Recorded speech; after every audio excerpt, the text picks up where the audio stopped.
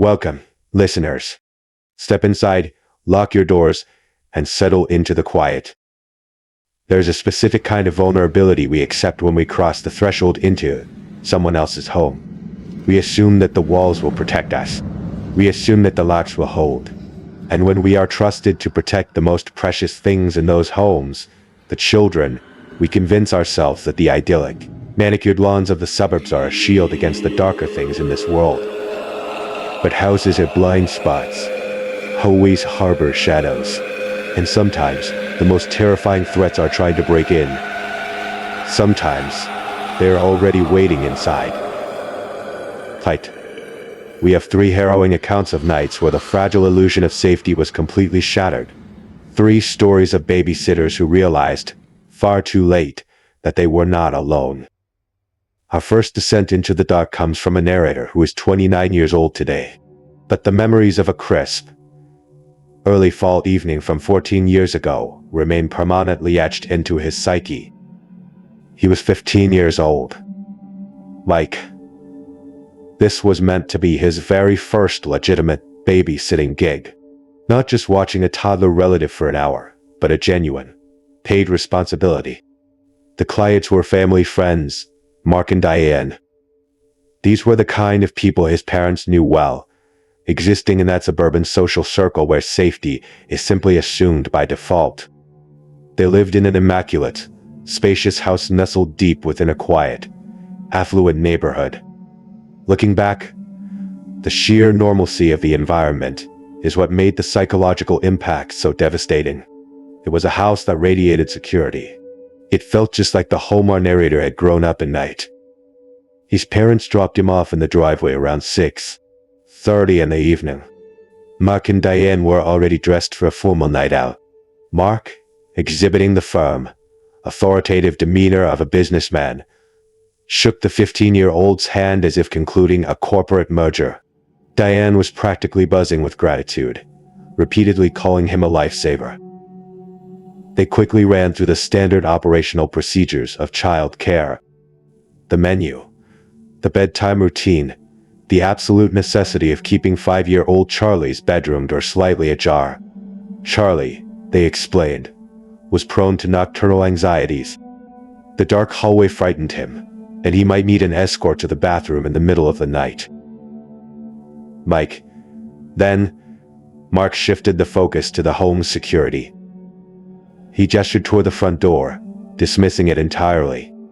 They exclusively used the garage entrance, so the front remained perpetually sealed. The back door, however, leading out onto the rear deck, required specific attention. Mark was adamant about the locking mechanism. He physically pointed out the 2 distinct locks.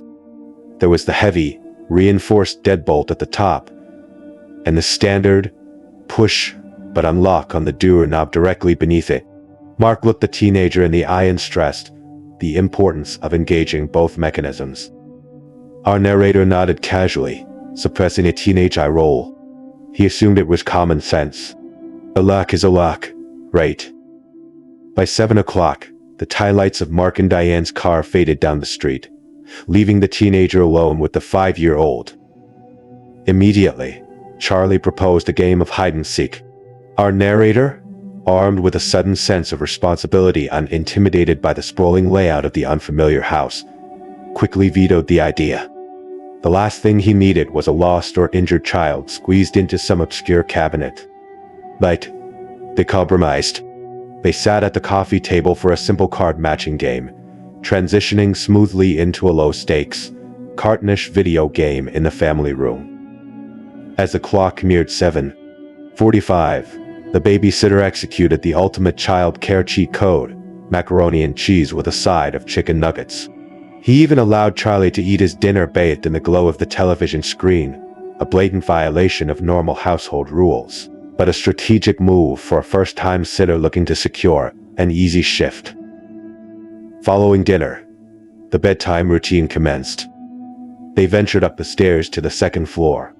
The architecture of the upper level consisted of a wide, long corridor with several bedrooms branching off, culminating at Charlie's room at the very end.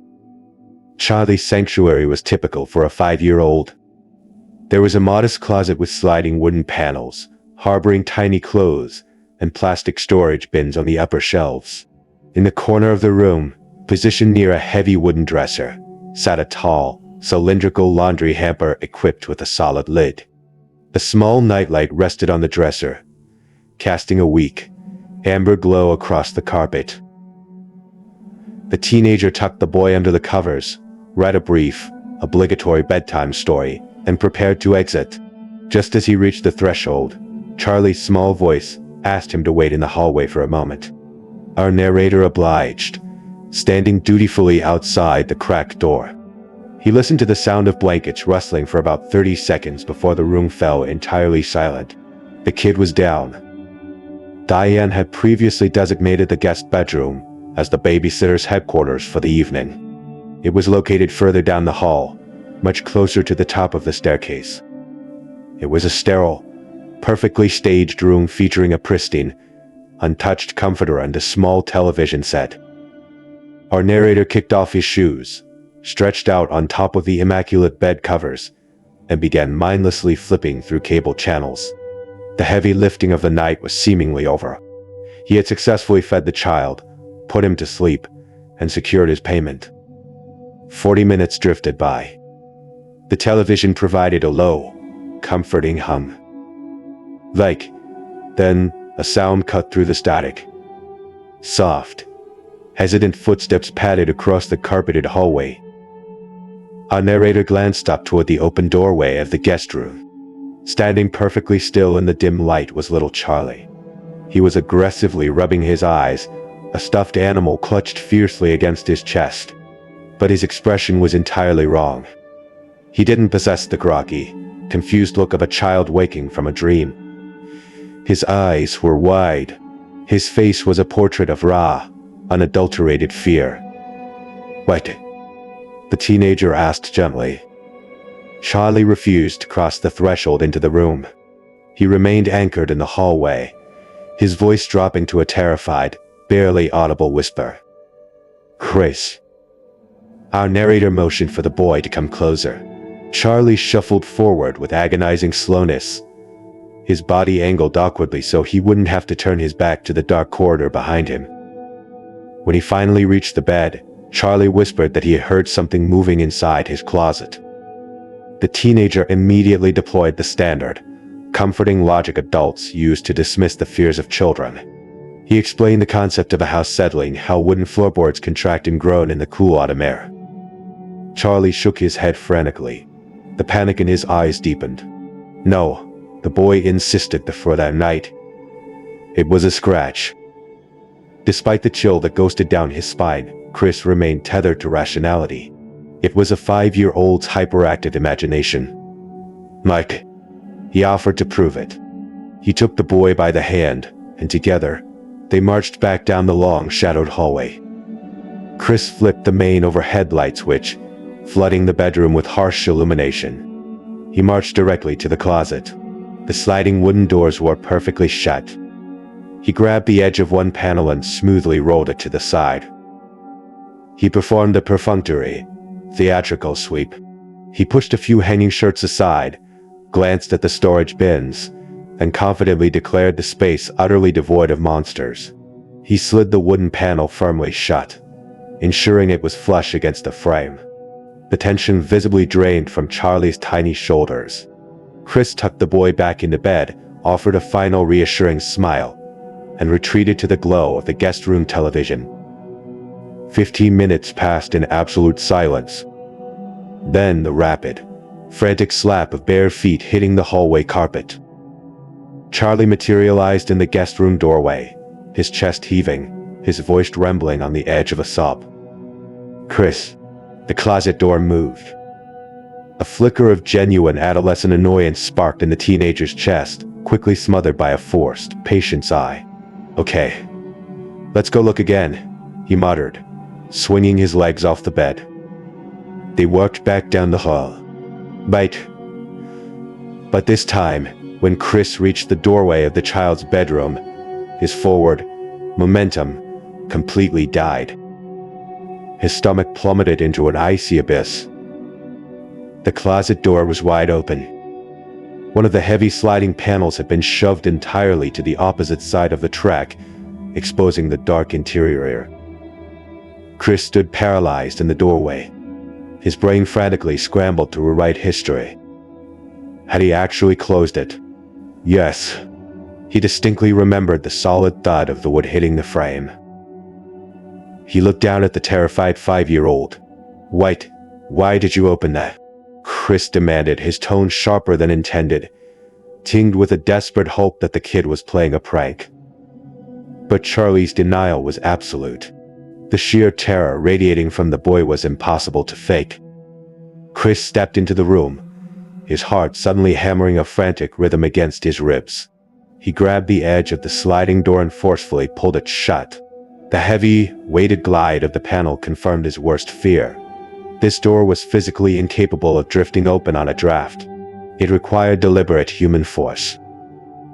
He gave Charlie a stern look, still desperately clinging to the narrative that this was an elaborate, attention-seeking game. He ordered the boy to go to sleep, turned his back, and marched out of the room. But as Chris walked back down the long corridor toward the guest room, the darkness felt heavier. The silence was suffocating. Every instinct in his primal brain was screaming that there was someone walking directly behind him. He forced himself not to run. He forced himself not to look over his shoulder. He sat back down on the guest bed, aggressively reminding himself that he was in a locked, secure fortress in the suburbs. 10 excruciating minutes ticked by. Light. Then, a sound that shattered the silence completely. It wasn't footsteps. It was Charlie's voice. But he wasn't screaming. He was using a shaky, elevated, desperate tone. The sound of a child trying to remain quiet while begging for salvation. Chris bolted off the bed and practically ran down the hallway. He burst into the bedroom. Charlie was sitting bolt upright in his bed, tears streaming silently down his pale cheeks.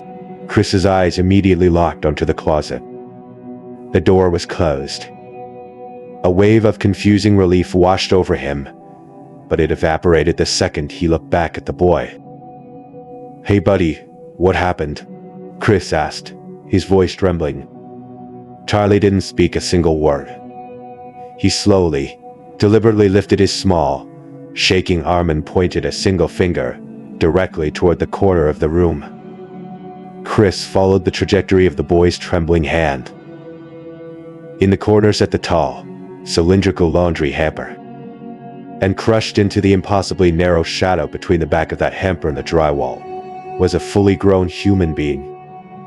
They were contorted, crouched low to the ground, desperately compressing their body mass to remain hidden.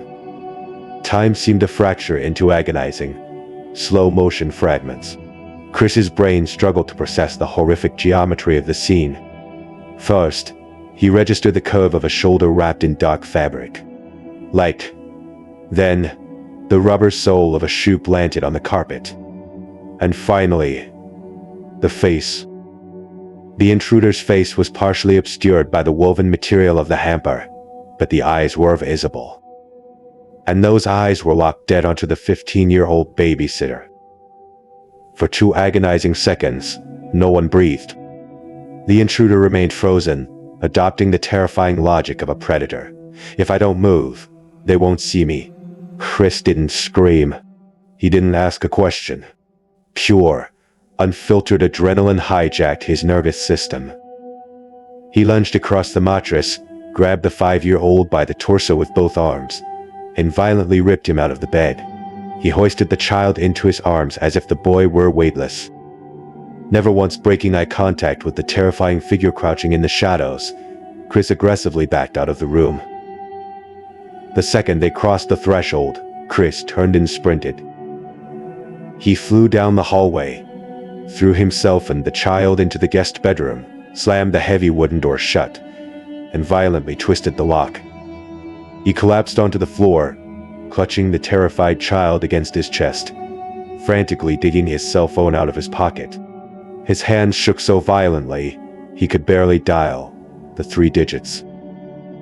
Like, when the 911 dispatcher answered, Chris' voice was a frantic, breathless whisper. He gave the address. He explained he was a babysitter. He explicitly stated there was a grown man hiding in the child's bedroom. Does the intruder have a weapon? The operator asked, her voice a beacon of terrifying calm. I don't know, Chris gasped. Are you in a secure location? We are locked in a bedroom on the second floor. The operator ordered him to stay on the line and remain absolutely silent. For the next several minutes, Chris sat paralyzed on the carpet, his eyes glued to the brass doorknob above the guest room. Every second stretched into an eternity. He waited for the knob to slowly turn. He waited for the wood to splinter under the weight of a shoulder. The operator continued to whisper, asking for a physical description, but Chris's mind was blank. All he could see in his mind's eye were those empty, terrifying eyes staring at him from behind the hamper. Finally, the distant, wailing shriek of approaching sirens cut through the night air. It was the most beautiful sound Chris had ever heard. The operator instructed him to remain barricaded until a verified officer knocked on his specific door. Minutes later, heavy boots thundered up the wooden staircase. A sharp, authoritative knock rattled the frame. Chris, it's the police. Open the door. Chris scrambled up, disengaged the lock, and pulled the door open. Two massive police officers stood in the hallway, the brilliant beams of their heavy flashlights cutting through the gloom. They quickly assessed the teenager and the child. The officers revealed a chilling detail they hadn't needed to breach the house. The heavy front door, the door mark explicitly stated they never used, was standing wide open to the night air. The police executed a massive, methodical sweep of every closet, cabinet, and crawl space. The house was empty. Based on the spatial timeline, the detectives concluded that the absolute second Chris grabbed the child and sprinted for the guest room, the intruder uncoiled from his hiding spot, bolted silently down the stairs, and fled out the front entrance into the neighborhood. When Mark and Diane finally arrived, their driveway was a chaotic sea of flashing red and blue lights. The living room was swarming with uniformed officers. The atmosphere inside the house was thick with shock, tears, and frantic questioning. The police interrogated Mark about the entry points and the security hardware.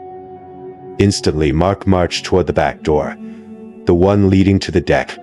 Chris followed close behind, his stomach tied in knots. Mark grabbed the hardware. The bottom doorknob block was engaged. The heavy deadbolt at the top, the primary line of defense, was completely unlocked. Mark turned slowly, his eyes locking onto the 15-year-old. Did you lock both locks, exactly like I told you to? I locked the bottom one, Chris stammered, his voice cracking. I thought a lock was a lock. What? Mark's face went pale. He didn't scream, but the quiet gravity of his words was devastating. The bottom lock pops open if someone outside jiggles the handle hard enough. That is exactly why I pointed to the deadbolt. Mark couldn't remain angry. The overwhelming reality that Chris had physically pulled his son away from a predator eclipsed any frustration over a misunderstood instruction. But as Chris, now 29, lies awake at night, the what-ifs continue to torture him. What if Charlie had tried to be brave and hadn't come down the hallway? What if Chris had been wearing headphones, ignoring the world? What if he had simply yelled at the boy to go back to sleep without checking the room? The lesson is written in absolute terror when a child tells you there is a monster in their closet. You better believe them. Take a breath, listeners. Let the adrenaline recede. Because our next story shifts the dynamic of fear entirely. What happens when the threat doesn't break in from the outside? What happens when the danger is the very child you were hired to protect? Our narrator was 17 years old, a senior in high school, navigating the lucrative but unpredictable world of neighborhood babysitting. She had been hired for a third time to watch a boy named AJ. AJ was 8 years old, but he lacked the chaotic, joyous energy typical of his age. He was profoundly quiet. He avoided eye contact like it caused him physical pain. During their very first meeting, AJ's mother had pulled the teenager aside and offered a strange disclaimer. She described her son as a strict loner who preferred absolute isolation. She framed this antisocial behavior as a positive trait, assuring the babysitter that the job would be incredibly easy because the boy would simply ignore her. And for the first 2 gigs, that assessment was entirely accurate. The job required zero actual caretaking. The teenager simply heated up prepackaged food and yelled up the stairs when the clock struck bedtime. AJ would spend his entire evening barricaded in his bedroom, sitting inches from his television, playing hyper-violent video games like Grand Theft Auto for hours on end. But the third booking was different. AJ's mother called, her voice tight with stress and desperation. She had an unavoidable, overnight work trip. She needed the 17-year-old to stay the entire night, promising she wouldn't return until late the following morning. White, lured by the prospect of an easy paycheck for simply sleeping in a different bed, the teenager agreed. When she arrived at the house late that afternoon, the atmosphere was frantic. The mother was rushing around the kitchen island, firing off rapid instructions. Frozen pizza was in the freezer. AJ could pour his own cereal in the morning. The babysitter was to sleep in the designated guest room at the far end of the second-floor hallway. She thanked the teenager profusely, almost too profusely, grabbed her bags, and bolted out the door. Left alone in the sudden quiet, the teenager walked to the bottom of the staircase and called out, announcing her presence. From the unseen depths of the upper floor, a short, dull, emotional grunt echoed down. Yeah. For the next several hours, AJ was a ghost. The only evidence of his existence was the muffled, digital cacophony bleeding through the ceiling, the relentless sound of automatic gunfire, screeching tires, and violent collisions from his video game. Eventually, the isolation felt too strange. The babysitter climbed the stairs and pushed open AJ's bedroom door. The 8-year-old was planted on the carpet, his hands gripping the controller with white-knuckled intensity. His unblinking eyes were violently locked onto the flashing screen. When she asked if he needed anything, he didn't even turn his head. He merely offered a subtle, robotic nod. Defeated, she retreated to the living room downstairs, struggling to shake the deeply unsettling feeling of being an unwelcome intruder in a stranger's home. Around 7 o'clock, she pulled the pizza from the oven and called up the stairs. AJ descended like a shadow. He walked into the kitchen, his eyes fixed on the floor. He didn't offer a greeting. He didn't acknowledge her existence. He simply reached out, grabbed a hot slices of pizza with his bare hands, and finally looked up. The expression on the 8-year-old's face sent a sudden, inexplicable chill down the teenager's spine. It was a look of profound, seething resentment. It wasn't the petulant glare of a child told to do their homework. It was a dark, calculating look that seemed to communicate absolute disgust, that she was breathing the same air as him. Without uttering a single syllable, he turned and vanished back up the stairs. She stood frozen in the kitchen, her own plate growing cold, rationalizing the bizarre encounter. That's just a weird, socially awkward kid. Don't take it personally. Later that night, the house settled into an eerie silence. The teenager ascended the stairs to prepare for bed. The guest room was a small, claustrophobic box. Feeling a deep, instinctual need for a spatial escape route, she deliberately left the bedroom door pushed halfway open, casting a narrow beam of light out into the dark hallway. She sat cross-legged on the mattress, her phone pressed to her ear, chatting quietly with a friend named Bree to break the oppressive silence of the house. Mid-sentence, a heavy, primal sensation washed over her, the unmistakable biological warning that she was being observed. She slowly raised her eyes from her lap and looked toward the cracked doorway. Just beyond the wooden frame, suspended in the shadows of the hallway, was AJ's face. He was standing perfectly still, silently staring at her through the gap. The absolute second she made eye contact, his head slowly, mechanically pulled back into the darkness, sliding out of view. A nervous, breathy laugh escaped her lips. It was startling, but she quickly applied logic. Kids are nosy. Kids are weird. What are you doing out there, AJ? She called out, a smile forced into her voice. No response, just the soft, rhythmic patter of bare feet retreating down the hallway toward his bedroom. She shook her head, said goodnight to her friend, and around 11 o'clock, she reached over and clicked off the bedside lamp. The room plunged into absolute blackness. She rolled onto her side, pulled the blankets up to her chin, and closed her eyes. She drifted into the shallow, uneasy sleep of a person in a strange environment. She has no idea how many hours ticked by hell, but suddenly, her eyes snapped open. The room was pitch black, but the atmosphere had fundamentally changed. The air felt heavy, light.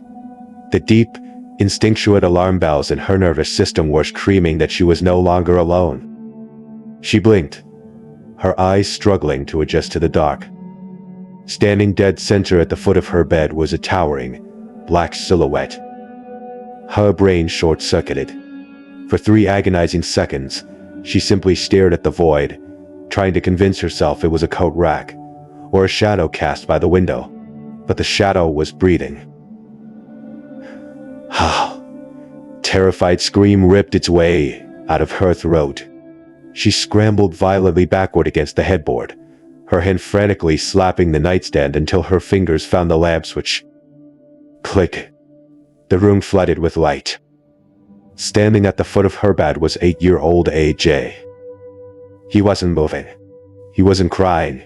He was standing with terrifying, rigid posture, but the look on his face was a portrait of pure, conflicting psychological horror.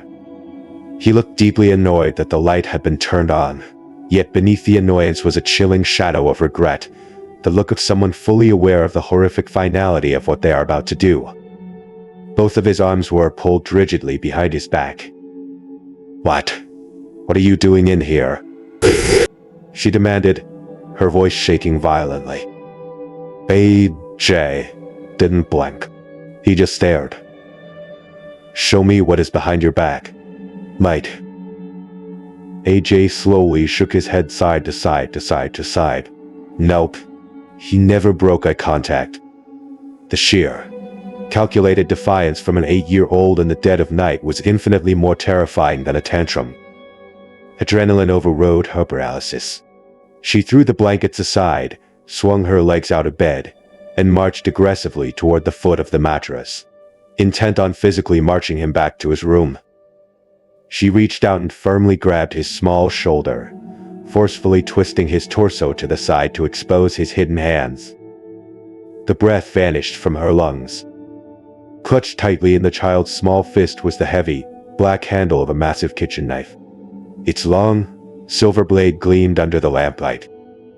A second, infinitely more desperate scream tore from her mouth. She slapped both hands over her face, stumbling backward in absolute shock. Get out, she shrieked, her entire body convulsing with tremors. Get out of here right now. The child didn't argue. He didn't lunge. He simply turned on his heel and sprinted out into the dark hallway, the massive blade still clutched in his hand. The teenager practically flew across the carpet. She slammed the heavy wooden door, violently twisted the lock, and backed away as if the woodwork oded in poison. She collapsed onto the mattress, her hands shaking so violently she dropped her phone twice before finally dialing his mother's numbers. The line rang in the dark. When the mother finally answered, groggy and confused, the teenager could barely articulate the nightmare. AJ came into my room, she sobbed, struggling to pull oxygen into her lungs. He was standing over me while I was sleeping. He had a massive knife. The silence on the other end of the line was absolute. And then, the mother finally spoke. But it wasn't the frantic, disbelieving denial of a parent. Her voice dropped into a hollow, horrified tone of resignation. She sounded like a woman whose deepest, darkest fear had just been confirmed. She didn't question the story. She didn't ask if the teenager was exaggerating. She simply began to apologize. Over and over and over again. "I am so sorry," the mother wept. "I believe you. I am so sorry." "I cannot stay in this house," the teenager cried. "I don't care about the money. I am leaving." The mother didn't beg her to stay. She immediately stated she was calling her ex-husband, who lived nearby, to come retrieve the boy. For the next hour, the 17-year-old sat barricaded in the guest room, her eyes locked on the door handle, waiting for the sound of steel sliding under the doorframe. Finally, a heavy, authoritative knock echoed from the front door downstairs, followed by a man's booming voice calling AJ's name. The teenager cracked hard, or a man she recognized from framed photographs in the living room was marching down the hallway. He didn't look at her. He didn't ask if she was okay. He walked straight toward AJ's bedroom with grim determination. She grabbed her backpack, slipped through the door, and sprinted down the hallway. She kept her eyes glued to the staircase, refusing to even glance into the child's open doorway. She burst out the front door and ran into the safety of the night. The payment arrived via a Venmo hours later, attached to a massive block of apologetic text. But no amount of money could erase the image of that dead-eyed stare. She never babysat again. Because she knows, with absolute, chilling certainty, that she was mere seconds away from becoming a horrific, tragic headline. For our final story, we remain in the sprawling, familiar territory of the suburbs. What? But this time, the babysitter isn't a hired stranger. It's family. Our narrator was a 21-year-old college student we will call Anne. He was the classic fun uncle, frequently enlisted by his older sister to watch his niece, 6-year-old Emma, and his nephew, 9-year-old Lucas. The kids lived in a sprawling, beautiful, two-story house located in a quiet subdivision, just a few miles from where Dan and his sister had grown up. The dynamic was easy, familiar, and entirely devoid of stress. On this particular weekend, Dan's sister and her husband were attending a wedding a few hours away, meaning Uncle Dan was tasked with an overnight stay. Before the parents backed out of the driveway, his sister ran through the standard checklist. Leftover Chinese takeout was in the fridge. No terrifying movies before bed. Lights out at 9 o'clock sharp. She offered one final, specific warning. Emma was prone to nighttime anxiety. She might wake up nervous and call out for her uncle once or twice before truly settling down. The evening went perfectly according to script. They demolished the takeout, laughed through an animated movie in the living room, and as the clock struck 9, Dan herded them up the long wooden staircase. To understand the terror of what follows, you must picture the architecture of the house. The top of the stairs opened onto a long, open balcony that overlooked the expansive living room below. Branching off a small foyer at the end of this balcony were the children's bedrooms, positioned directly across the hall from one another. Dan tucked Emma in first. As predicted, she requested that her bedroom door remain cracked and the hallway light be left blazing. Across the hall, Lucas was an easy out. The 9-year-old simply rolled over, muttered a sleepy goodnight, and buried his face in his pillow. Dan descended the stairs, feeling the sweet satisfaction of a job well done. He collapsed onto the living room couch, grabbed the remote, and flicked on the television, keeping the volume at a barely audible whisper, so as not to disturb the silence above. 30 minutes melted away. Then, the unmistakable sound of small, bare feet padding across the hardwood floor upstairs. Dan sighed, remembering his sister's warning about Emma's anxiety He pushed himself off the couch and began rushing up the stairs. Halfway up, he stopped. Standing at the top of the landing, clutching the wooden railing of the balcony, was 6-year-old Emma. She was swimming in her oversized pajamas, staring down at him with wide, confused eyes. "Wait, what's up, kiddo?" Dan asked softly. "Can't sleep." Emma frowned, tilting her head. "You already came in my room and told me to go back to sleep. But I can't." Dan chuckled, pausing on the steps. "I haven't been upstairs since I tucked you in half an hour ago." Emma didn't smile. Her expression hardened with the absolute certainty of a child recounting a fact. "Yes, you did, Uncle Dan. You stood right in my doorway a few minutes ago. You whispered that everything was fine and to go to sleep." A microscopic prickle of unease touched the back of Dan's neck. But logic quickly prevailed. Kids have incredibly vivid dreams. She just woke up from a half-sleep state in blurred reality. He maintained his gentle smile, climbed the remaining stairs, and gently guided the little girl back to her room. To humor her, he performed a theatrical sweep of the closet and checked under the bed. He tucked the blankets tightly around her shoulders. She finally laid her head down, but as Dan backed out of the room, her eyes never left his face. She was scrutinizing him. Like she wasn't entirely convinced he was the same person who had been there minutes before. Dan walked back down the stairs, pouring himself a glass of water, aggressively brushing off the lingering chill in the air. 20 minutes later, the silence of the house was broken again. Heavy, dragging footsteps on the upper landing. Dan looked up. Standing on the balcony, aggressively rubbing sleep from his eyes, was 9-year-old Lucas. Lucas stared down at the living room, his brow furrowed in genuine irritation. "White, why did you come into my room?" he whined.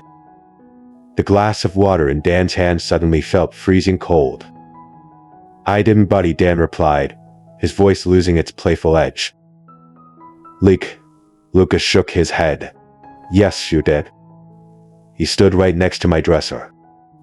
You just stared at me in the dark for a minute, and then you walked out without saying anything. It was weird." The psychological floor completely dropped out from under the 21-year-old. One child having a vivid dream is a normal, everyday occurrence. 2 children, sleeping in separate rooms, describing the exact same physical intrusion within 30 minutes of each other. That is a pattern, and it was a terrifying one. Dan didn't argue. He didn't tell Lucas to go back to bed. He gestured for the boy to come downstairs and sit next to him on the couch. Dan grabbed the TV remote and pressed the power button. The screen went black. The sudden silence in the house was absolute. It was so heavy, so profound, that it caused a physical ringing in Dan's ears.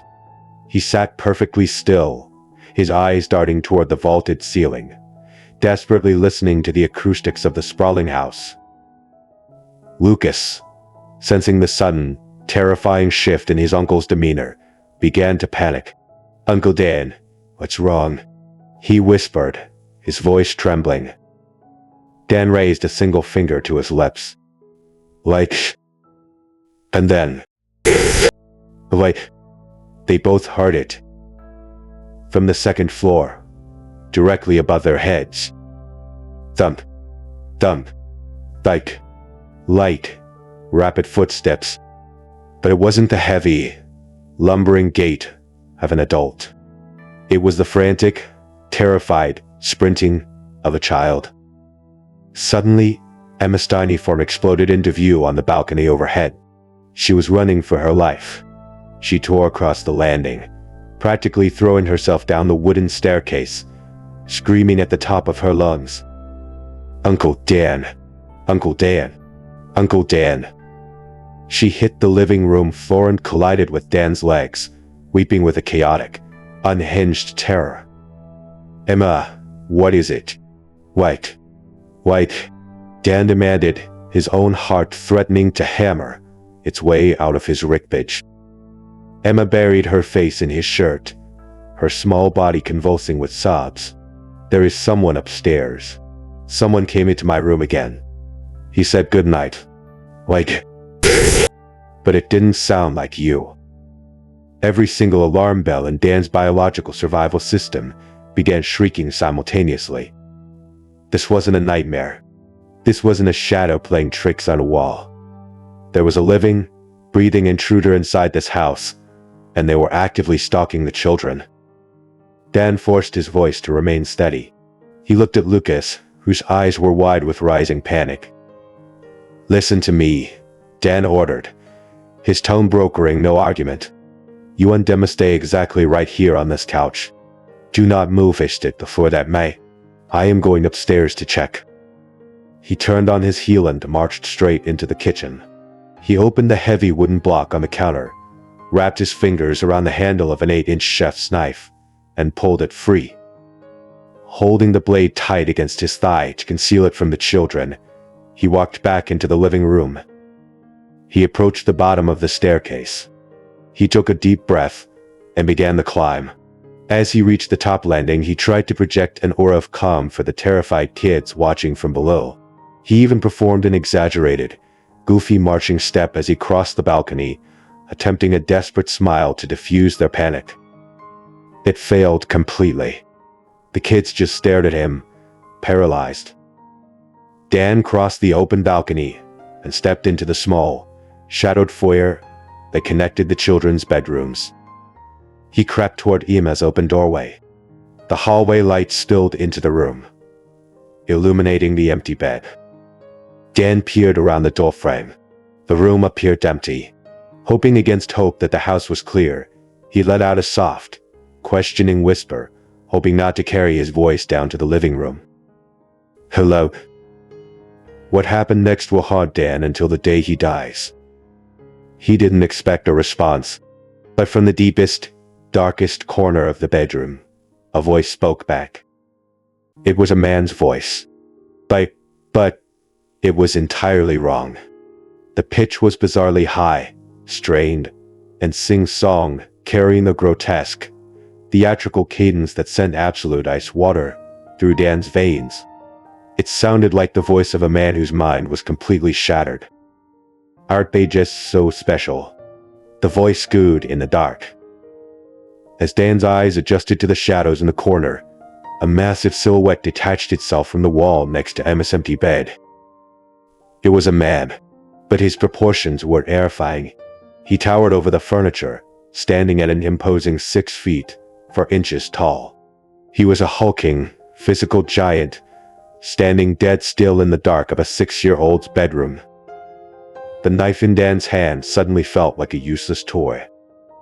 Panic and pure survival instinct completely overrode his bravado. Dan spun on his heel, bolted out of the foyer, and sprinted down the staircase like a man on fire. He hit the living room floor and screamed at the children. "Get your shoes on. Now." "Wake." Emma's crying escalated into a hysterical shriek. Dan spun around to see what she was looking at. He looked up toward the second-floor balcony. Leaning over the wooden railing, staring down into the brightly lit living room, was the intruder. His face was a grotesque, twisted mask of madness. He wasn't running. He wasn't charging down the stairs to attack. Instead, the towering, terrifying man raised his massive hands, covered his face, and then spread his fingers wide, playfully mocking the screaming children. He was playing PKOO. "Forget the shoes," Dan roared. He grabbed Emma under one arm, snagged Lucas by the shirt collar, and threw his weight against the front door. The three of them exploded out into the freezing night air, wearing nothing but their socks. They didn't stop to look back. Dan dragged the weeping children down the dark street, sprinting toward a house 3 doors down where a porch light blazed like a beacon. He threw himself against the neighbor's front door, pounding his fist against the wood and aggressively ringing the doorbell over and over and over. A confused older woman opened the door. Dan recognized her as a casual acquaintance of his sister's. "There's a man in their house," Dan screamed, shoving the children inside. Lock the door." The woman didn't hesitate. She pulled them into the foyer and threw the deadbolt. Then immediately dialed 911, pushing his way back out onto the neighbor's front porch, refusing to take his eyes off his sister's house down the street. As the emergency dispatcher answered, asking for the address, Dan watched the nightmare unfold in surreal slow motion. The heavy front door of his sister's house slowly swung open. The towering, 6-foot intruder stepped out onto the porch. He didn't run. He didn't look frantic.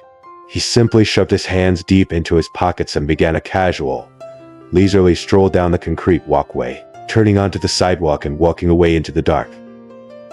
"He's leaving," Dan hissed into the phone, his blood boiling with adrenaline and rage. "He's walking away right now. I'm going after him." "Sir, absolutely do not engage," the 911 operator ordered sternly. "Do not follow the suspect. We have multiple units en route. Stay where you are." Dan gripped the railing of the porch, his knuckles white. To this day, the regret burns in his chest. He wishes he had ignored the operator. He wishes he had chased the phantom down and beaten him into the asphalt. But reality is a harsh anchor. The man was a giant, potentially armed, and clearly operating completely outside the bounds of human sanity.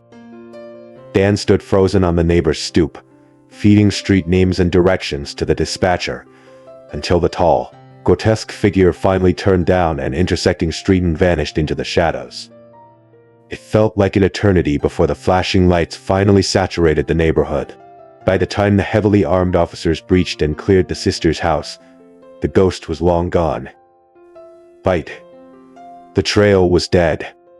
The man could have slipped into the woods, or simply vanished into the home of another unsuspecting family on the next block. Furious with the response time, and terrified that the man might return, Dan loaded his niece and nephew into his car and drove them miles away to his parents' house. They would not spend another second in that house. In the agonizing aftermath, fingers were pointed. How could this happen on the one night the uncle was in charge? But Dan remained steadfast in his horrifying conclusion. He didn't unlock any exterior doors. He didn't open any windows. The only logical, terrifying explanation is that the massive, deranged man was already inside the house when Anne and the children arrived. He had been waiting in the dark, listening to them eat dinner, watching them watch a movie, biding his time until the children were alone in the dark. Today, Dan's sister and her husband live in a veritable fortress. They installed over a half-dozen high-definition security cameras covering every square inch of the interior and exterior of the property. Paranoia dictates their every move. But can you really blame them? When you realize that the monsters are just in the closet. But that they lean over the balcony to smile at you. The dark never really looks the same again. Thank you for joining us in the dark tonight. Check your locks, check your closets, and whatever you do. Don't ignore the scratch in the dark. Good night. Welcome, listeners. Turn down the lights, lock your doors, and settle into the quiet. There is a distinct, heavy isolation that belongs exclusively to the dead of night. It's a time when the rules of the waking world seem to fray at the edges, when the boundaries between safety and absolute terror become dangerously thin. We like to believe that the glow of artificial light, the hum of a street lamp, the neon sign of a storefront, offers us protection. We convince ourselves that as long as we stay in the light, the darkness cannot reach us.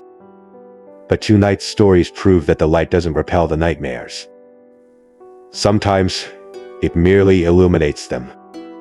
Our guide into the dark tonight is a man named David. He has brought us to distinct experiences from his life. 2 chilling encounters that serve as a brutal reminder that the most terrifying monsters are not supernatural phantoms. They are flesh, bone, and deeply, violently unpredictable. Our first descent takes us back several years. It takes us to the middle of nowhere. David was working the graveyard shift at a remote, utterly isolated gas station and convenience store. It was an era just before the total saturation of modern technology. Today, every inch of retail space is monitored by high-definition, state-of-the-art security cameras, uploading directly to the cloud. But back then, surveillance was an afterthought. It wasn't that cameras didn't exist. It was simply that the owner of this particular establishment was notoriously, painfully cheap. The owner was, in David's own words, a man possessing the cognitive retention of a goldfish. Working for him was an exercise in pure, cyclical frustration. Like, they would engage in the exact same arguments multiple times a week. The owner would constantly loop back to long-resolved issues, completely forgetting that they had already been addressed. But despite the maddening management, David stayed.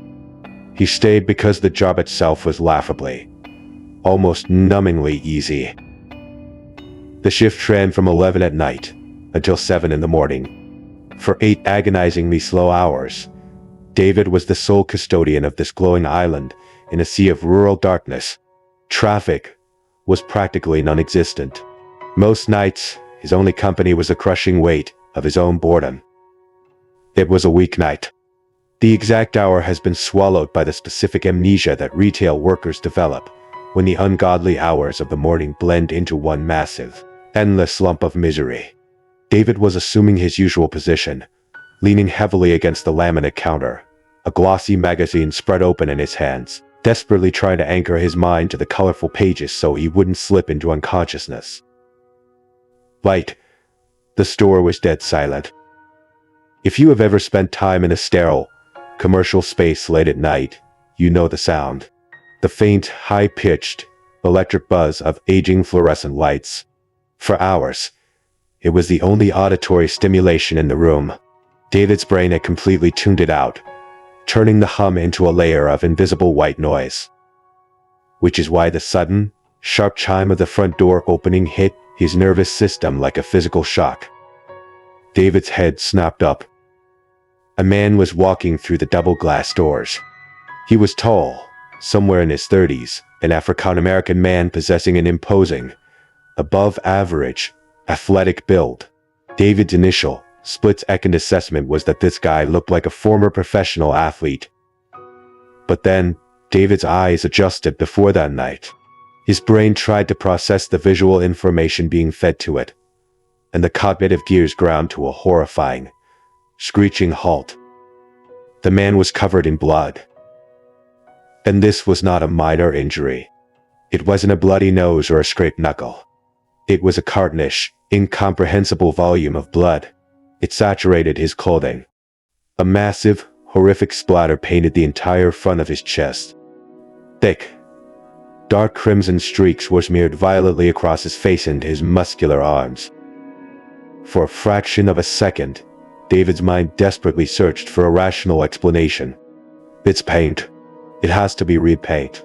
But the primal, reptilian part of the human brain knows the texture, the sheen, and the heavy reality of blood when it sees it. It was everywhere. The human mind is a fragile instrument. When confronted with a sight so jarringly outside the parameters of normal, lived experience, it simply paralyzes. David stood frozen behind the register, unable to speak, unable to move, unable to breathe. But the blood wasn't the most terrifying part. It was the man's eyes. They were completely, utterly empty. There was no pain, no shock, no adrenaline, no fear. There was absolutely nothing behind them. It was a void. He strolled into the convenience store at 2 in the morning with the relaxed, almost bored posture of a man stepping out to buy a pack of gum on a Sunday afternoon. He moved with a casual fluidity, acting as though he were completely oblivious to the fact that he was drenched in the evidence of a massacre. David was trapped in a nightmare. His feet cemented to the linoleum floor. He knew he shouldn't stare. He knew that making eye contact with a predator is the fastest way to become prey, but he couldn't help it. Every time he managed to tear his gaze away, his eyes violently snapped right back to the empty, dead stare of the man covered in blood. Naturally, the man noticed it. He stopped in the middle of the aisle. He slowly turned his head, locking his hollow eyes directly onto David's terrified face. David's heart hammered a frantic, sickening rhythm against his ribs. What? What was the man going to do?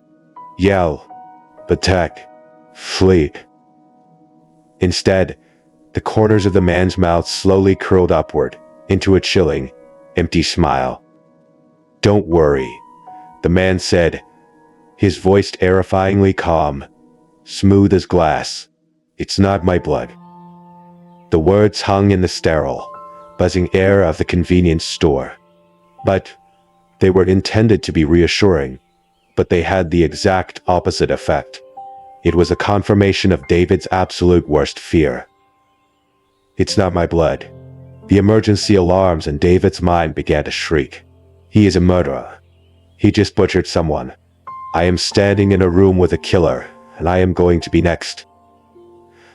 The urge to scream, to run out the back door and flee into the dark fields, was overwhelming.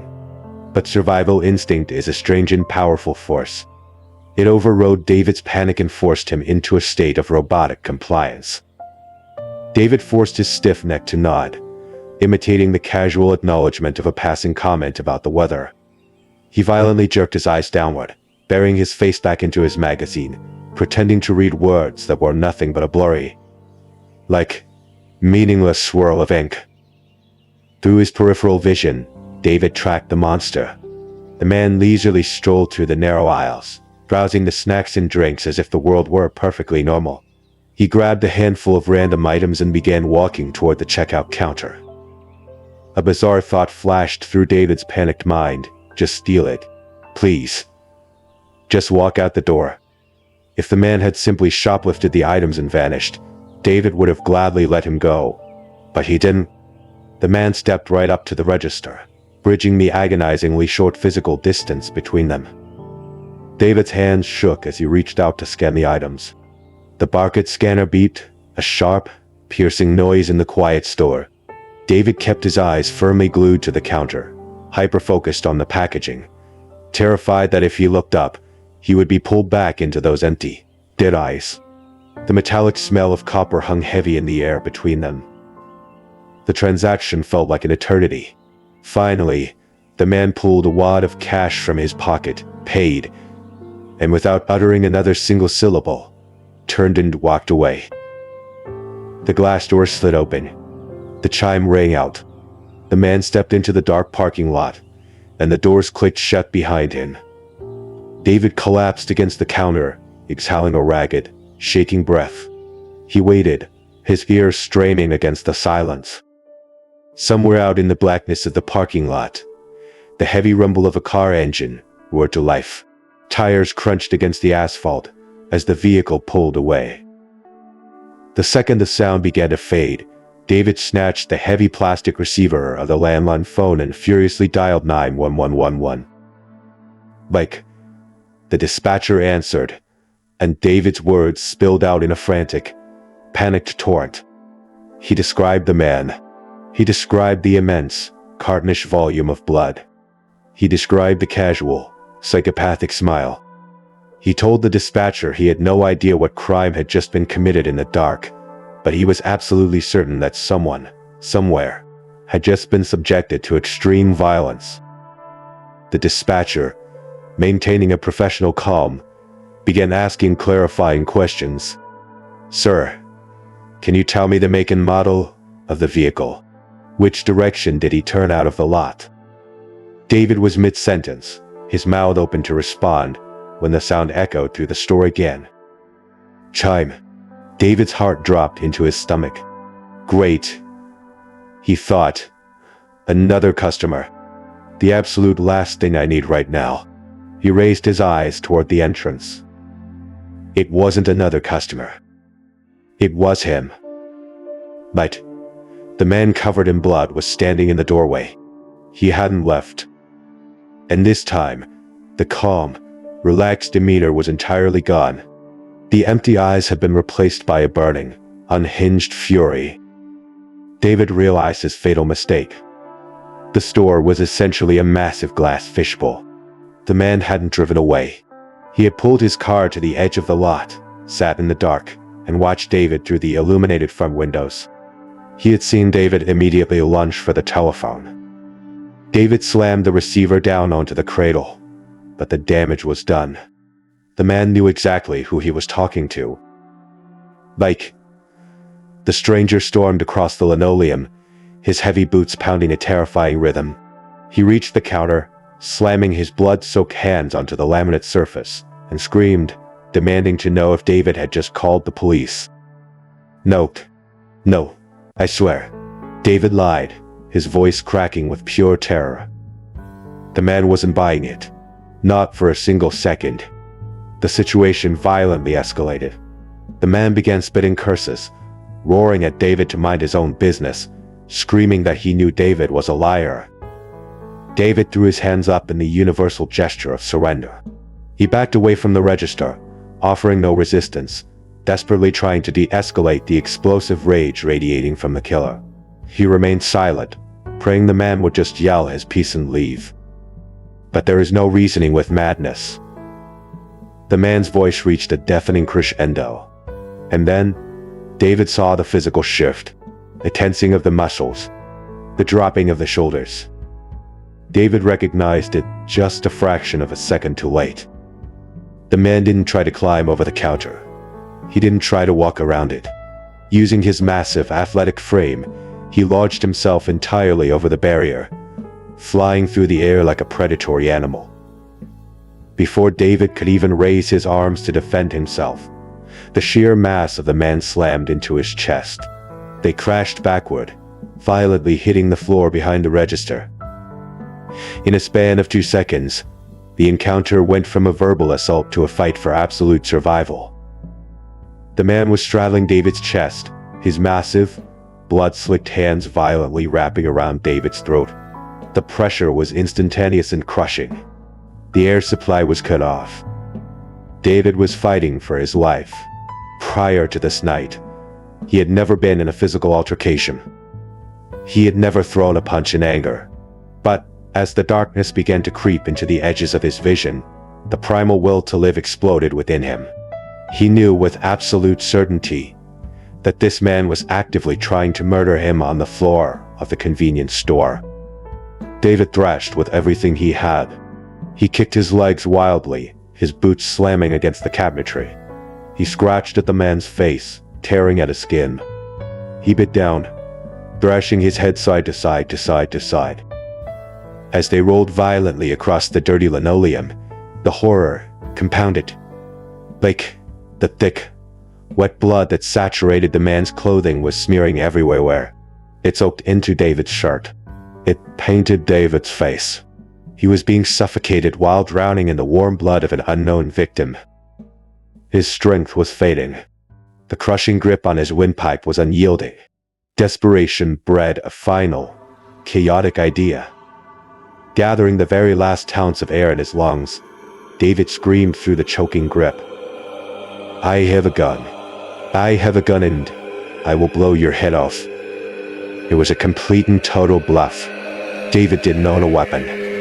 There was no gun behind the counter. But whether it was the sheer, feral desperation in David's voice, or the sudden realization that the police might already be on their way, the bluff worked. Click. The man's eyes snapped wide. He instantly released his grip, scrambling backward off David's chest. He didn't look back. He scrambled over the counter, his heavy boots slipping on the linoleum, and bolted through the sliding glass doors, disappearing into the night. David lay on the floor, gasping violently, his throat burning with agony. He stared up at the buzzing fluorescent lights, his vision swimming in a painful haze. He listened as the car engine roared to life once more, the tires squealing as the vehicle tore out of the parking lot and vanished down the dark, rural highway. David didn't move. He lay there in the silence, his chest heaving, his face and clothes plastered with a horrifying mixture of his own sweat and the blood of a stranger. 10 minutes later, the wail of sirens finally pierced the night. 2 police cruisers slid into the parking lot. When the officers rushed behind the counter and found David lying on the floor in that horrific state, the urgency shifted immediately. They didn't even stop to take a formal statement. They took one look at the blood, realized the gravity of the threat, and immediately rushed back out to their cruisers, tearing off down the highway to hunt the man down. David never heard from them again. He scoured the local news for weeks. He checked the papers, watched the broadcasts, looking for any mention of a murder, a bloody suspect, or an arrest in the area. There was absolutely nothing. The silence was deafening. He was left completely in the dark, forced to carry the trauma of the most terrifying, life-threatening physical encounter of his entire existence. If you believe that the nightmare ended when the police arrived, you are sorely mistaken. Because what happened next is an entirely different breed of psychological horror. Several months passed. In a decision that defies logical preservation, David was still working the night shift at the exact same gas station.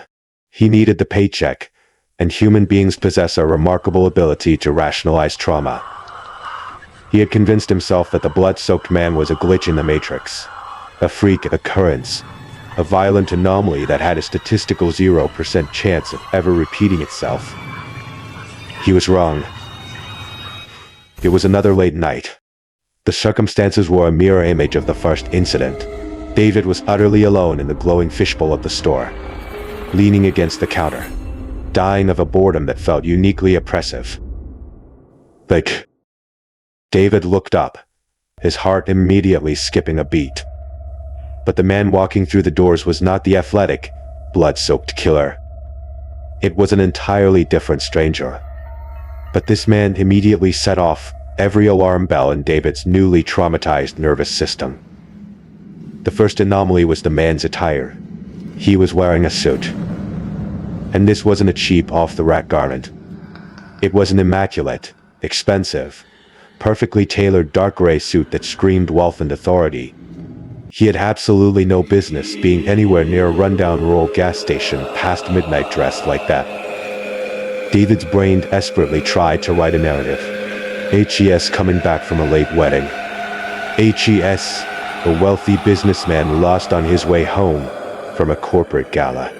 But deep down, David knew the truth. High-powered individuals in bespoke suits do not casually wander into isolated convenience stores in the dead of night. It doesn't happen. The man's behavior only amplified the dread. He didn't browse the snacks. He didn't glance at the coolers. He made no attempt to hide his intentions, or perhaps he was simply too powerful to care. He walked with a smooth, purposeful stride directly up to the checkout counter, stopping mere inches from David. He didn't speak. He didn't even look David in the eye. The suited man slowly reached a hand inside his tailored jacket. David held his breath, bracing for a weapon. Instead, the man's fingers withdrew a glossy photograph. He placed it gently onto the laminate counter, sliding it forward until it rested directly under David's gaze. At first, David was merely confused.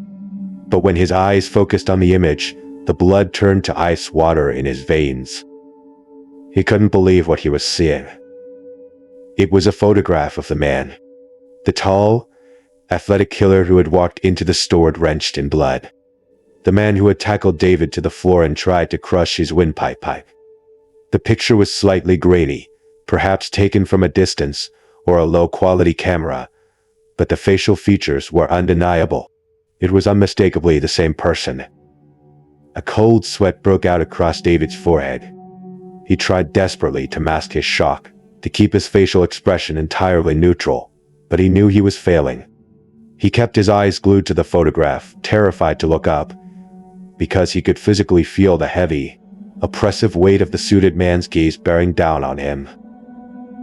But the silence stretched. It became a physical pressure in the room. The suited man didn't say a word. He just waited. Finally, unable to bear the tension, David slowly raised his head to meet the stranger's gaze. The man in the suit was staring at him. Not with anger, but with a cold, piercing intensity, as if he were forensically studying every micro-expression on David's face, attempting to read his very mind. It was a painfully, suffocatingly awkward standoff. David wasn't sure if he was expected to speak, so he kept his mouth firmly shut.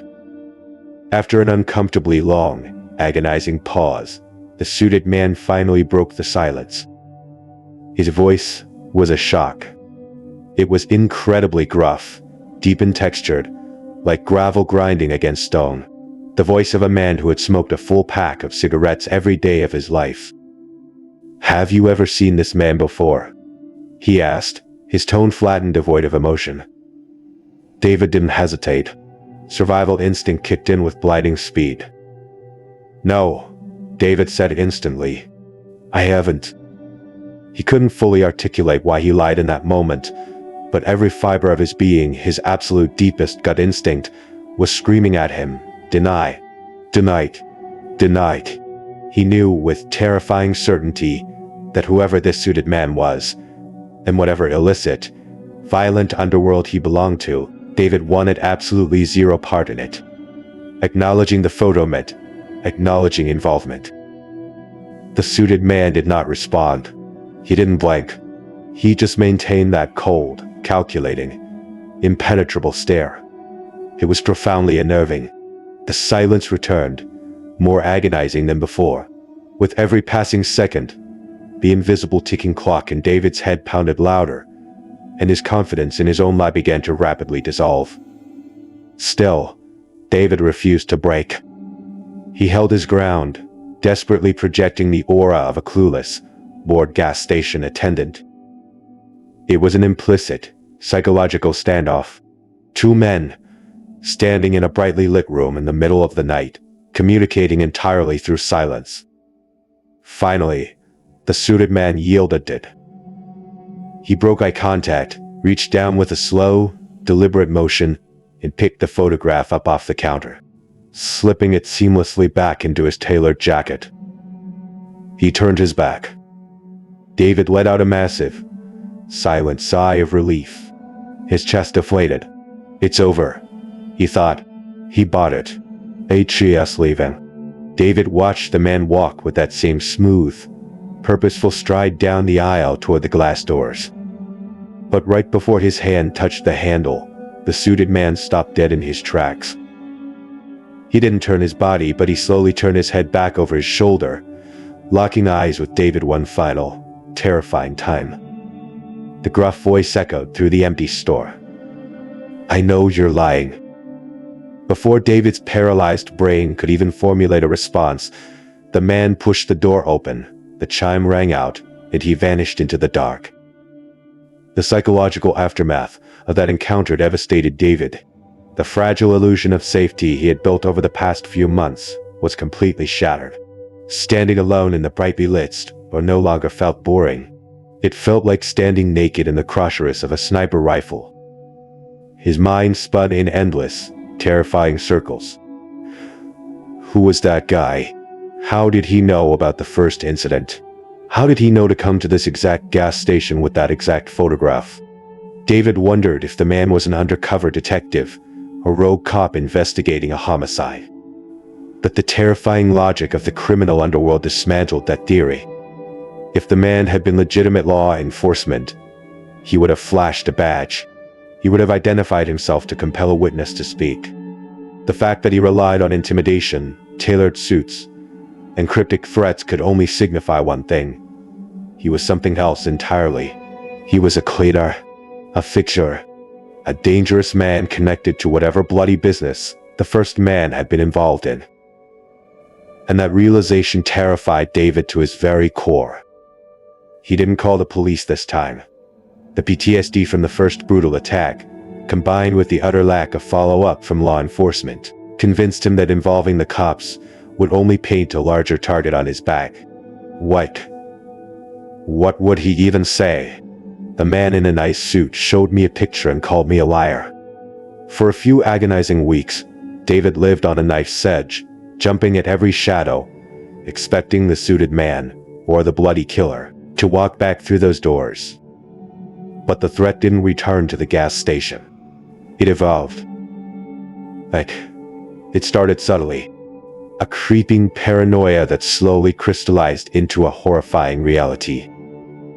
David began noticing a specific vehicle, a pristine silver SUV. At first, he spotted it parked on the dusty shoulder across the highway from the gas station during his daytime shifts.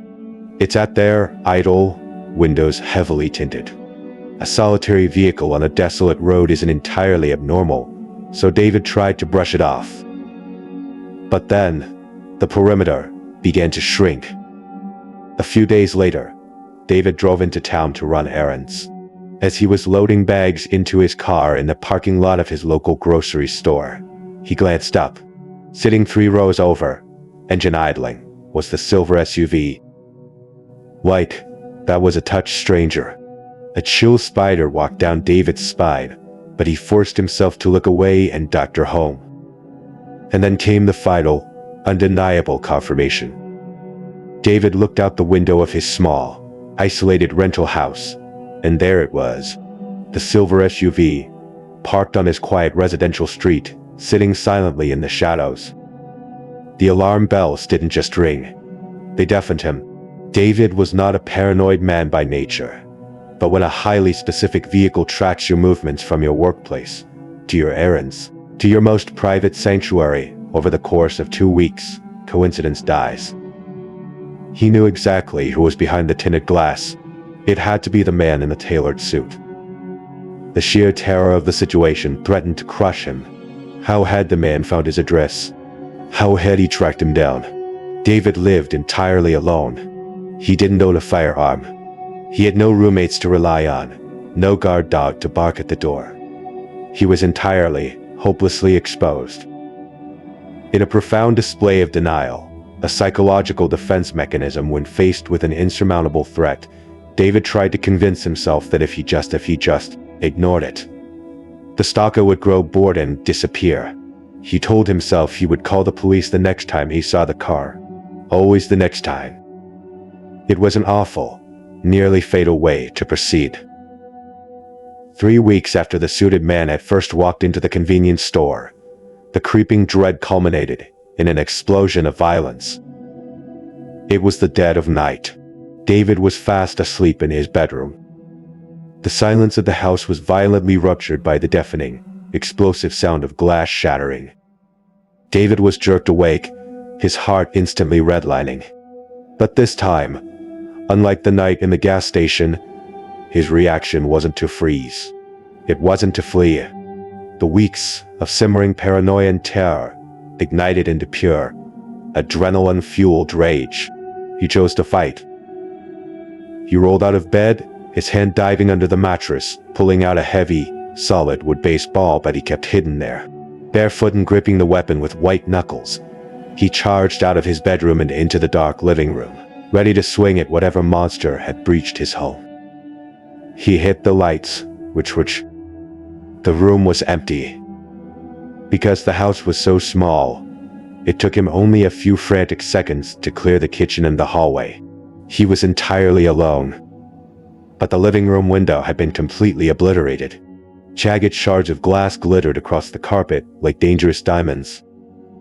And sitting dead center in the middle of the floor, surrounded by the debris of his shattered security, was an object. It was a rock. Just a plain, heavy, fist-sized stone. David approached it slowly, his bat still raised. There was no piece of paper tied to it. There was no threatening note trapped around it. There didn't need to be. The message was exquisitely, terrifyingly clear. We know exactly where you sleep. We can touch you whenever we want. And walls will not protect you. In that crystal clear moment, staring at the rock on his carpet, David's denial evaporated. He realized he could not play this game anymore.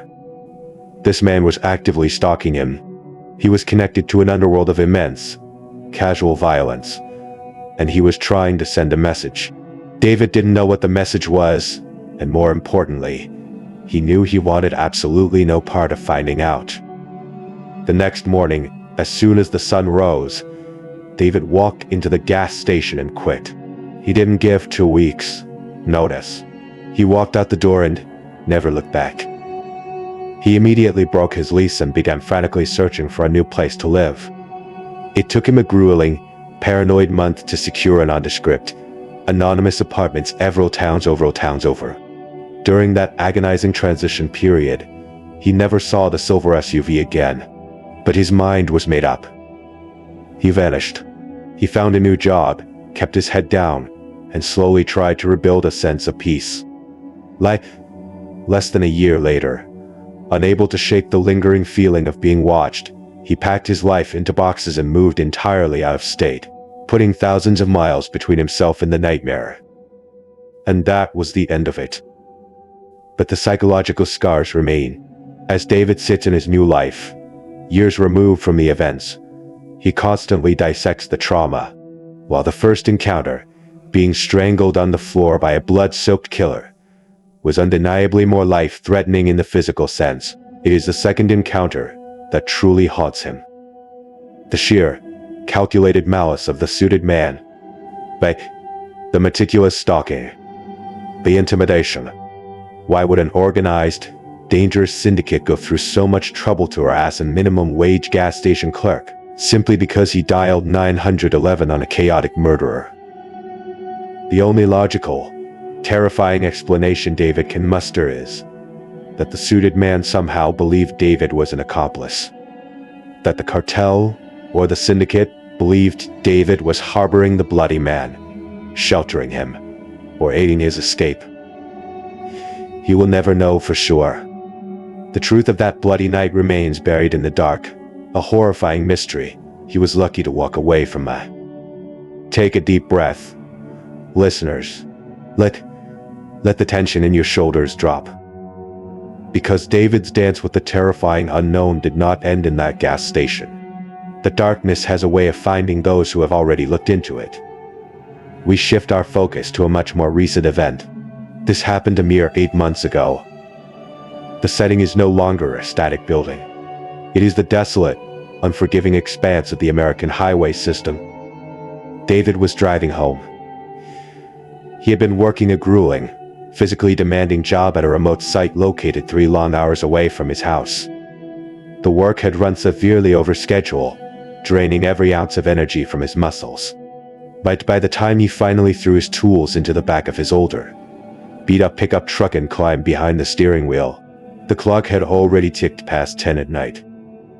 A 3-hour drive might not sound like a Herculean task to a well-rested traveler. But when your body has been battered by manual labor, and your bloodstream is completely depleted of the caffeine required to keep your brain functioning, the simple, biological act of keeping your eyelids open becomes an agonizing war of attrition. Adding to the danger, David's truck was an older model. It possessed none of the modern, computerized luxuries that offer a false sense of security. There was no lane assist, no automatic braking, no gentle chimes warning him he was drifting. It was just man, machine, and the hypnotic, repetitive white lines of the dark highway. 45 minutes into the journey, David hit the wall. His body began to shut down. His eyelids grew incredibly heavy, drifting downward on their own accord, forcing him to physically jerk his head and shake his face to snap himself out of the dangerous micro-sleeps. He knew the harsh truth of the road. If he pushed it, he was going to wrap his truck around a concrete pillar. He needed to stop. Spotting the towering, illuminated sign of a highway rest stop, David pulled off the exit and rolled into the parking lot of a massive, quiet gas station. It was pushing 11 o'clock. He stepped out into the cool night air, filled his tank with fuel, lit a cigarette, and stood by the pumps, debating his next move. The nicotine offered a brief spike of clarity, but the crushing weight of exhaustion immediately suppressed it. He still had over 2 hours of monotonous driving ahead of him. He knew, with absolute certainty, that he wouldn't survive the trip. He made the only sensible decision. He would take a quick nap in the truck, let his brain reset, and finish the drive in the early hours of the morning. David climbed back into the cab, drove the truck to the furthest, darkest corner of the expansive parking lot, far away from the glaring canopy lights, and killed the engine. He locked the doors, leaned his seat back, and closed his eyes. He had slept in far worse places before.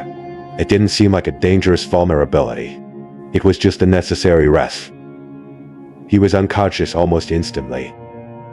When the piercing alarm on his cell phone finally shattered the silence, David jolted awake. It felt as though he had merely blinked, but a full hour had vanished. He rubbed his face, his mouth tasting like stale coffee and nicotine. He wasn't fully refreshed, far from it, but the dangerous, heavy fog of absolute exhaustion had lifted just enough. He was alert enough to drive. He peered out the windows. The parking lot, which had contained a few other resting vehicles when he arrived, was now completely desolate. He was the only soul in the dark expanse of asphalt. Without a second thought, David turned the ignition, the engine rumbling to life, and steered the truck back onto the desolate on-ramp, merging into the pitch-black void of the midnight highway. For the first 20 minutes, the drive was uneventful. The road was a ghost town. David fell into a state of highway hypnosis, zoning out, allowing deeply ingrained muscle memory to take over the mechanics of steering and accelerating. He was essentially operating on human autopilot, his mind drifting through the quiet dark. And then, the quiet was broken. It started subtly, so subtly that David's exhausted brain took several long minutes to even register the sound as an anomaly. Thump. Light. Thump. Thump. But he reached down and dialed back the fan speed of the air conditioning, reducing the ambient noise in the cab, straining his ears to isolate the sound. It was a faint, irregular thumping noise, and it was coming from somewhere directly behind his head. David checked his rearview mirror, but it offered nothing but darkness. He twisted his torso, peering over his shoulder, into the cramped back seat of the extended cab.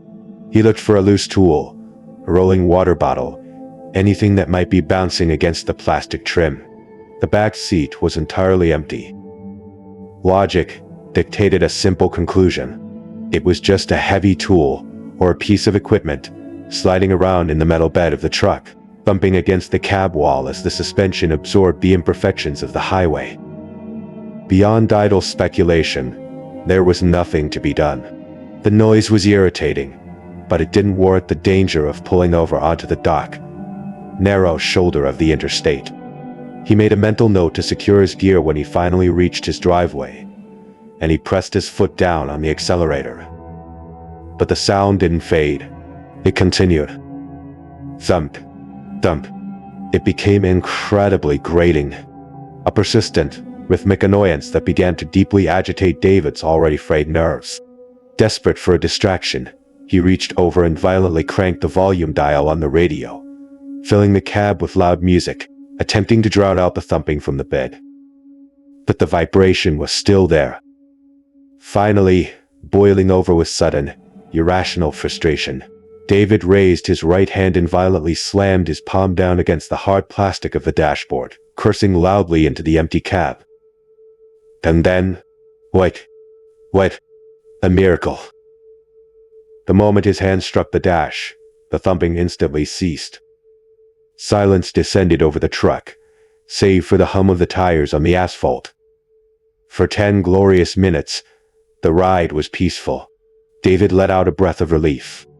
Not because the noise had frightened him, he was still operating under the assumption it was a loose wrench, but because the irritation had finally stopped. The sudden spike of angry adrenaline from slamming the dashboard had actually helped wake him up further, clearing the last remnants of the brain fog. But as his mind sharpened, a deeply unsettling realization began to creep into his consciousness. He began to analyze the sequence of events. He had slapped the dashboard out of anger, and the sound, a sound allegedly being produced by an inanimate, lifeless object rolling around in the truck bed, had stopped abruptly and instantly in direct response to his outburst. That is not how physics works. An inanimate object doesn't care if you yell. A loose tool doesn't freeze in place because you strike the dashboard. The coincidence was too perfect, too reactive. David sat in the driver's seat, his hands gripping the steering wheel, his mind tumbling down a dark rabbit hole of paranoia. He was silently debating whether he needed to swallow his pride and pull over to inspect the bed. And then, the debate was settled. Out of nowhere, a deafening, explosive crack erupted from directly behind his skull. It was a sound so violently loud it defied description. It wasn't a thump. It was the terrifying concussive impact of a heavy, solid object being hurled with maximum force against tempered glass. The next 30 seconds were a blur of pure, unadulterated chaos and screaming terror. David violently twisted his body around, looking through the rear window divider that separated the cab from the truck bed. What he saw nearly caused him to rip the steering wheel completely off its column. Standing upright in the bed of his truck, illuminated by the harsh red glow of the taillights, was a human being. It was a man wearing a dark hoodie. He was gripping a heavy, metal tool that belonged to David, and he was using it to violently, repeatedly bash the glass divider. Crack, crack, crack. The man wasn't just hitting the glass. He was attacking it with a wild, feral, barbaric intensity. He moved with the frantic, unhinged desperation of a rabid animal trying to claw its way out of a cage or trying to claw its way in. Panic seized David's nervous system. He let out an involuntary scream, his foot slamming on the brakes while his hands violently jerked the steering wheel. The heavy truck swerved wildly across the empty highway. The tires shrieked against the asphalt, fighting for traction. David lost total control of the vehicle. The truck began to fist-state, the heavy rear end sliding violently to the side. For a terrifying second, weightlessness took over, and David genuinely believed the truck was going to dig its tires and violently flip, sending them tumbling in a shower of crushed metal and sparks.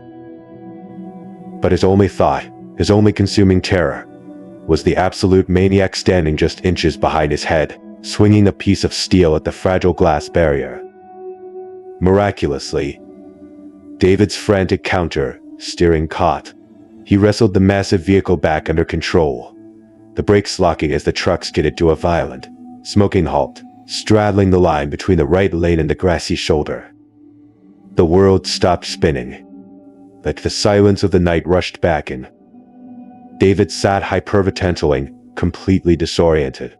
He should have been paralyzed by the near-death experience of the skid. But an incredibly strange, totally uncharacteristic surge of adrenaline hijacked his brain.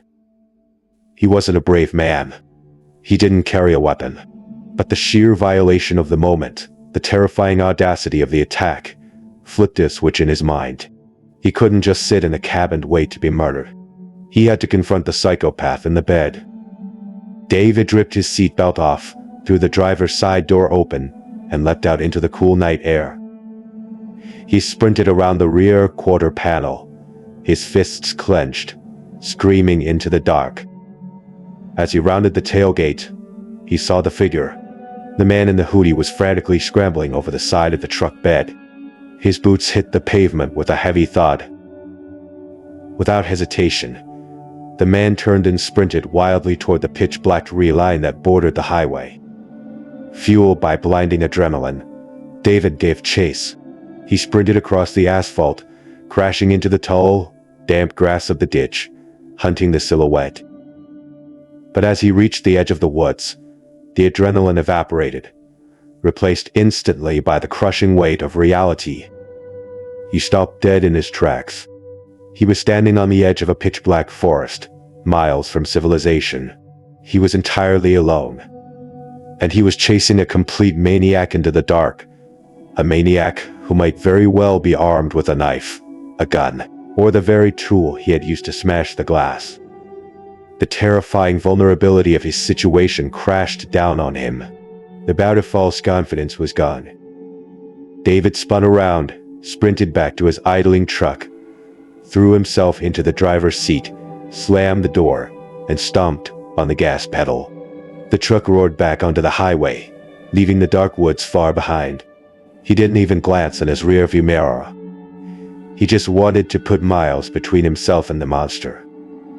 He drove for several miles, his heart hammering against his ribs, before he finally felt safe enough to pull over onto a wide, illuminated shoulder to assess the damage. He killed the engine and stepped out. His legs were shaking so violently, he had to lean against the side of the truck to keep from collapsing. The psychological shock was setting in, manifesting as a severe, suffocating panic attack. He closed his eyes, forcing himself to take deep, measured breaths, calming his racing heart until the world stopped spinning. He walked around to the back of the cabin, shined his phone's flashlight onto the rear window. The thick, tempered glass divider was utterly destroyed. It hadn't shattered into a million pieces, but it was covered in a massive, chaotic splitter bare of deep, white cracks. One more forceful, well-placed strike would have caved the entire window in out, raining glass down on David's head and allowing the attacker to climb directly into the cab while driving at 70 miles an hour. David climbed up onto the rear tire and vaulted himself into the bed of the truck, wanting to see exactly which heavy tool the man had weaponized. As he swept his flashlight across the ribbed metal floor, something caught his attention. Something that absolutely did not belong. It wasn't a hammer. It wasn't a wrench. Resting in the corner of the bed, near the tailgate, was a foreign object. David crept closer, his beam of light trembling. Took his shocked brain a few seconds to process the visual information. It was a small, plastic trash bag. It was roughly the size of two clenched fists. It had been meticulously wrapped and twisted over on itself multiple times, as if whoever prepared it was desperately trying to keep the contents completely secure and hidden from the world. The plastic looked strangely wet, glistening in the beam of the flashlight. David crouched down, leaning his face closer to inspect the bizarre package. The moment he got within a foot of it, the smell hit him. It was an odor so intensely foul, so aggressively rancid, that David instantly gagged, his stomach violently turning over. It smelled like death. It smelled like meat that had been left to rot in the hot sun. A putrid, biological decay that offended every sense in his body. He didn't know what was inside that bag, and his survival instincts screamed at him that he did not want to find out. He just needed the horrific, rotting object out of his truck, immediately. Moving as gingerly as humanly possible, trying to minimize contact, David reached out and pinched the twisted knot of the plastic bag between his thumb and forefinger. He hoisted it up, holding it at arm's length, and violently hurled it over the side of the truck, sending it tumbling into the dark weeds of the ditch. He wiped his brow, relieved to be rid of the nightmare cargo. He hopped down from the tailgate and climbed back into the driver's seat, desperate to finish the final leg of the journey and lock himself inside his house. He put the truck in drive. As he reached up to adjust the steering wheel, the dome light illuminated his hands. David froze. His fingers, his palms, they weren't injured, coated in a thin, wet, sticky substance. The bag hadn't just been wet with condensation. It had been leaking a fluid that had now transferred directly onto David's bare skin. It was red. It was blood. A wave of pure, absolute nausea washed over him. The horrific, rancid smell of the bag was suddenly explained. He was covered in the biological fluid of whatever dark, rotting secret that man had brought into the bed of his truck. There was no water. There were no wipes. He was trapped in a moving metal box with the residue of a nightmare. He frantically scrubbed his hands violently against the rough denim of his jeans, trying to wipe the sickening stain away, gripping the steering wheel tight as he drove the rest of the way home in a state of absolute psychological shock. David never called the police. He kept the terrifying encounter locked entirely inside his own head. It wasn't until weeks later, after the adrenaline had finally burned out of his system, that he even muttered a word of it to his closest friends. He paid a buddy under the table to replace the shattered glass, asking no questions, leaving no paper trail. But the silence didn't erase the memory. When David sits alone at night and replays the impossible geometry of that evening, there is only one logical, terrifying explanation that makes sense. The man didn't jump into the truck on the highway. The man carrying that horrific, bleeding bag had been roaming the dark parking lot of the gas station. When David pulled into the darkest corner, turned off his engine, and fell into a deep sleep, the man had silently climbed over the tailgate and crawled into the open bed. While David slept peacefully in the cab, a madman was lying just inches away on the metal floor. And for the first hour of the drive, as David's owned Alton listened to the radio, the man had been lying completely, perfectly flat in the back, silently watching the stars pass by, waiting for the perfect moment to strike. David has survived violent encounters before. He has wrestled with killers. But he swears, looking back at the shattered glass and the bleeding bag, that realizing he had driven a monster down the highway in the dark is, by far, the most terrifying thing he has ever endured. Thank you for listening tonight, friends. Check your back seats. Lock your doors. And if you hear a thump in the dark, keep driving. Good night.